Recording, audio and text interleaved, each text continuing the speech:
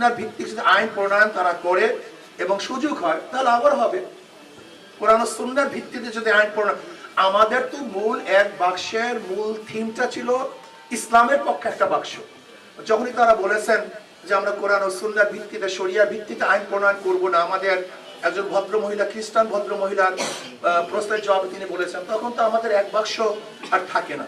কারণ আমাদের এক বাক্স নীতিটা ছিল ইসলামের পক্ষে একটা বাক্স। এর জন্য এখন ইসলামের পক্ষে হাত পাকার বাক্স আছে। দ্বিতীয় আপনার প্রশ্ন হলো এই যে আওয়ামী লীগের ভোটাররা কাদেরকে ভোট দেবে, এই প্রশ্নের জবাব কিন্তু 5ই আগস্ট থেকে আমি দিয়ে আসছি। আমি বারবার বলেছি আওয়ামী লীগ যারা করে, আওয়ামী লীগ করার কারণে আপনার দেশের নাগরিকত্ব বাতিল করেননি। সরকার তো দেশের নাগরিকত্ব বাতিল করেনি, দলকে সে ব্যক্তি করছে, সরকার কি করছে, দল অবৈধ ঘোষণা করছে বা দল এখন কার্যক্রম বন্ধ করছে, নিষেধাজ্ঞা জারি করছে, কিন্তু তাদের তো নাগরিকত্ব বাতিল করেনি।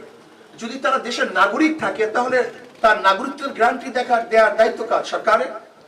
যদি তার বিরুদ্ধে কেস না থাকে, মামলা না থাকে, তাহলে তার নাগরিকত্বের দায়িত্ব, তাকে নিরাপত্তার দায়িত্ব তো সরকারের। কাজে অবশ্যই যাদের বিরুদ্ধে কেস নাই, যারা অন্যায় করে না, অবিচার করে নাই, যদি সে নাগরিকত্ব বাতিল না হয়, তাহলে আমি মনে করবো অবশ্যই তার নাগরিকতার গ্যারান্টি এবং তাকে সুযোগ সুবিধা দেওয়ার দায়িত্ব সরকারের। নাম্বার 1। নাম্বার 2,